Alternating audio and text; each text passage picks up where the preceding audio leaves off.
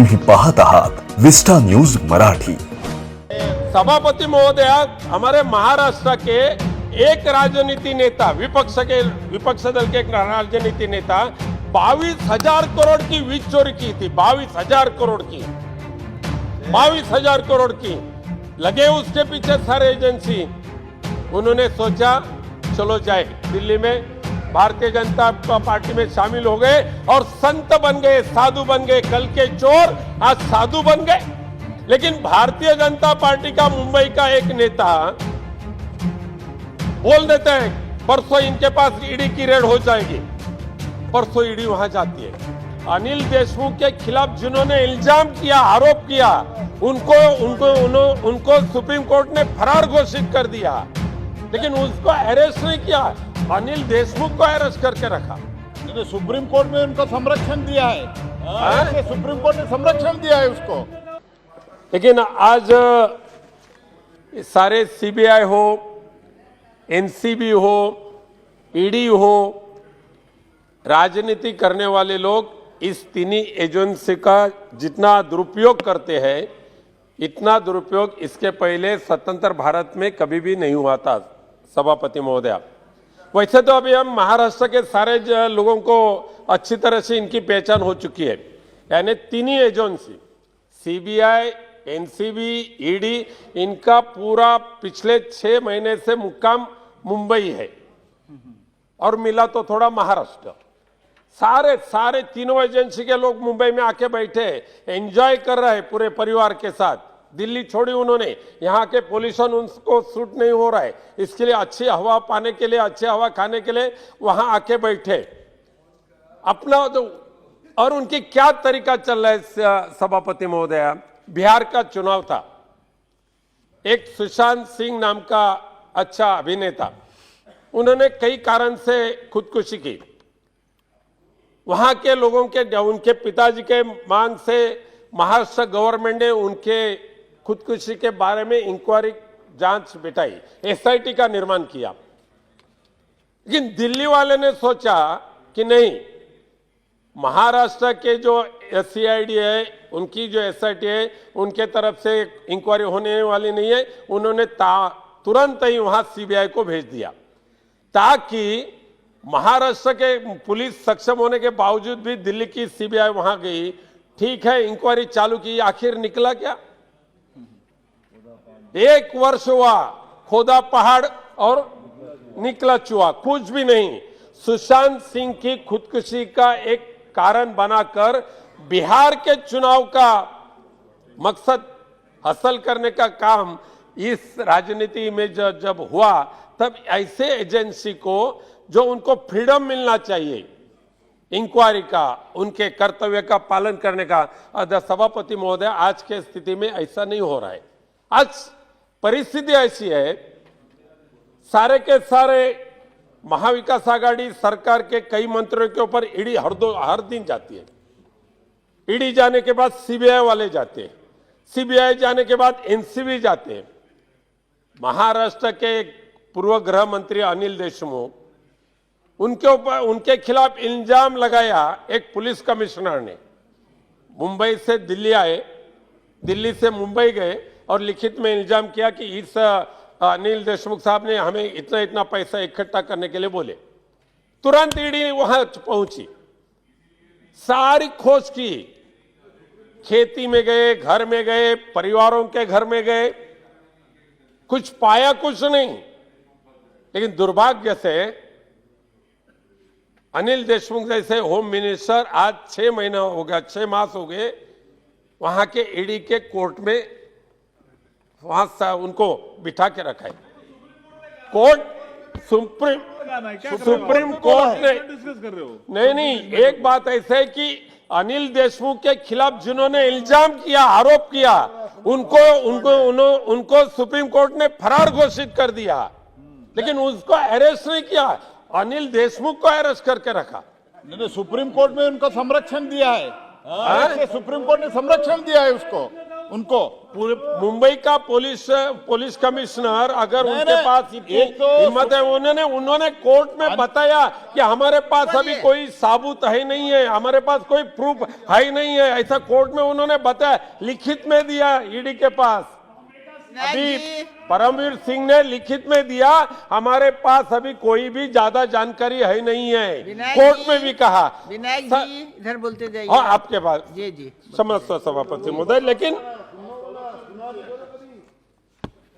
लेकिन सभापति महोदया, एक ठीक है, जो गैरव्यवहार जहां होते हैं, जिन्होंने भ्रष्टाचार की है, जिन्होंने लोगों को लूटकर संपत्ति पाई है, उनके खिलाफ कार्रवाई तो होने की आवश्यकता है, करनी चाहिए। लेकिन जैसे कि अभी हमारे साथियों ने बताया, कल तक जो जिनके ऊपर इल्जाम रहते थे, एक दिन वो भारतीय जनता पार्टी के में जब वो प्रवेश करने के बाद वो साधु बन जाते थे। आज भी दुर्भाग्य से इस केंद्रीय मंत्रिमंडल में कल का जो आरोपी था, वो आज साधु बनकर यहां बैठा है। सभापति महोदया, हमारे महाराष्ट्र के एक राजनीति नेता, विपक्ष दल के एक राजनीति नेता 22,000 करोड़ की वीज चोरी की थी, 22,000 करोड़ की, 22,000 करोड़ की। लगे उसके पीछे सारे एजेंसी। उन्होंने सोचा चलो जाए दिल्ली में, भारतीय जनता पार्टी में शामिल हो गए और संत बन गए, साधु बन गए। कल के चोर आज साधु बन गए, 22,000 करोड़ की चोरी करने वाले। सरकार का नुकसान किया, सरकार नुकसान। मैं दिखाता हूं ना, अगर बोले तो हम नाम बोले तो मैं नाम पढ़ूंगा सभापति महोदय। आज एक डजन जो चोरी करने वाले लोग थे, एक डजन करप्ट प्रैक्टिस करने वाले लोग थे, उन्होंने भारतीय जनता पार्टी में प्रवेश करने के बाद वो साधु संत बन गए। और महाविकास आघाड़ी के जो प्रामाणिकता से और ईमानदारी से काम करने वाले जो लोग हैं, हर दिन हर एक के पास है ईडी की इंक्वायरी। हम समझ सकते हैं ईडी ने अगर खुद या विजिलेंस ब्रांच ने अगर खुद इंक्वायरी करके उनके पास अगर इंक्वायरी करने के लिए जाते हैं तो हम समझ सकते हैं। लेकिन भारतीय जनता पार्टी का मुंबई का एक नेता बोल देता है परसों इनके पास ईडी की रेड हो जाएगी, परसों ईडी वहां जाती है। वो बोल देते हैं अभी ये 6 मास बाहर आने वाले नहीं है, 6 महीना उनको बेल नहीं मिलते। क्या भारतीय जनता पार्टी के मुंबई के एक नेता के कहने पे ईडी का कार्यकाल चल रहा है? सीबीआई उनके माध्यम से काम कर रही है?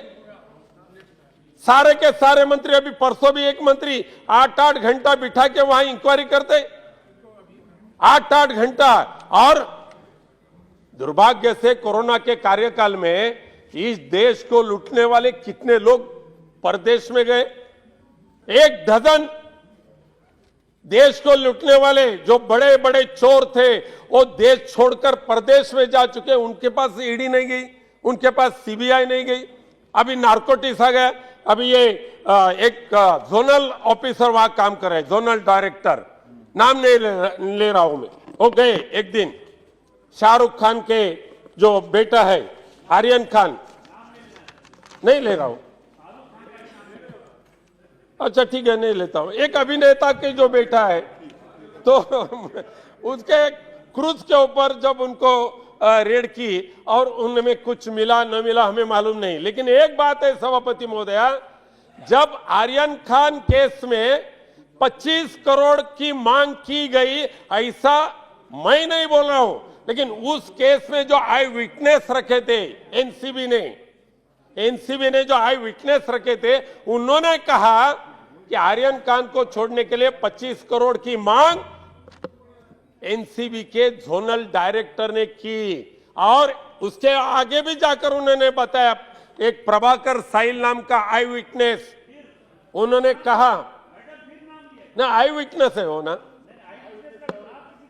ठीक है छोड़ दो, एक आई विटनेस, नाम निकाल दीजिए। हाँ नाम निकले, आई विटनेस। उन्होंने कहा, एक नहीं 2-3 आई विटनेस ने कहा हमारे पास से 25 ब्लैंक पेपर के ऊपर एनसीबी के जोनल ऑफिसर ने जबरदस्ती से सिग्नेचर करके लिया। अगर नहीं सिग्नेचर करे तो आपको जेल में भेजेंगे। ये कहां का तरीका आ गया?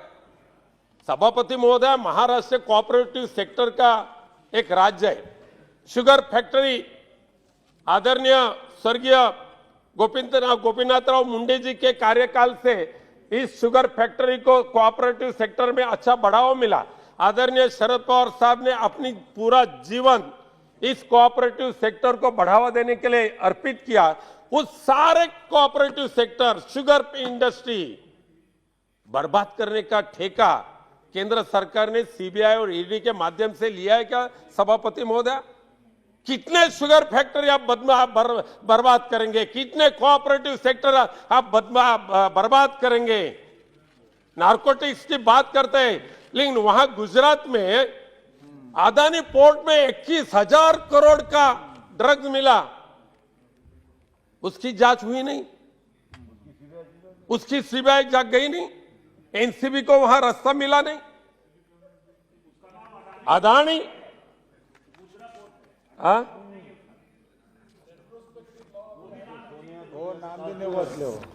सभापति महोदय, समय खत्म हो गया। ये ईडी आपका समय खत्म हो रहा है। नहीं, अभी थोड़ा सा टाइम आपको नहीं देखा।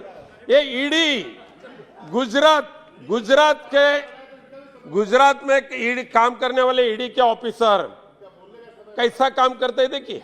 गुजरात आज वहां जितने ड्रग्स गुजरात के अदानी पोर्ट हो या अन्य जगह पे मिलते, द्वारका में मिले 380 करोड़ के ड्रग, और वहां के लोगों को छोड़ने के लिए ईडी के ऑफिसर ने 5 लाख रुपए की मांग की।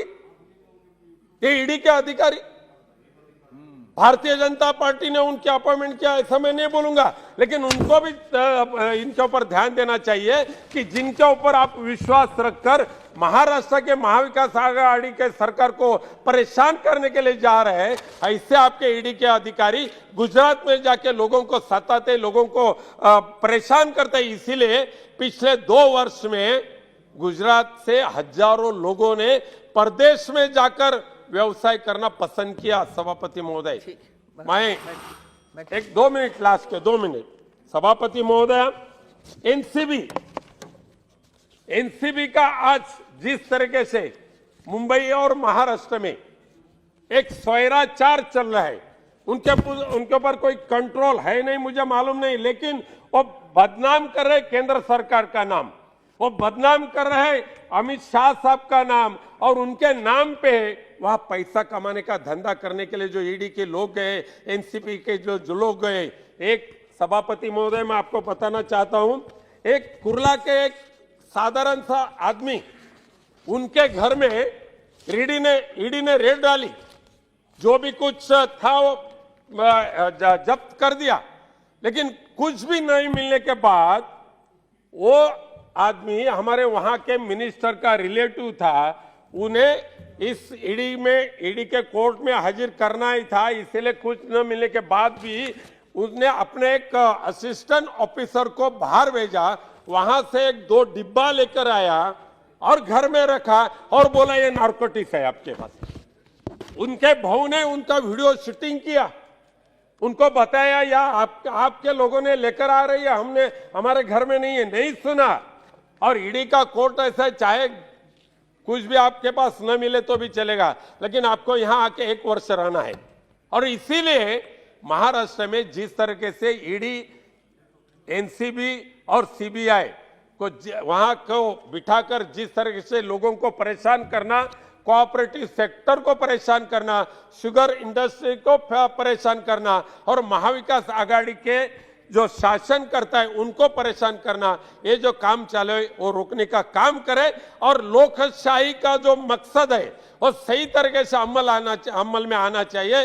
लोकशाही में राज करना सबका अधिकार है, और वही हिसाब से महाराष्ट्र में महाविकास आघाड़ी सरकार काम करते, उनमें कुछ गलत हो जरूर सजा करे, लेकिन अननेसेसरी जो निरपराध है ऐसे लोगों को फंसाने का काम मत करे, यही मेरी मांग है। धन्यवाद सभापति महोदय। तुम्ही पाहत आहात विस्टा न्यूज मराठी।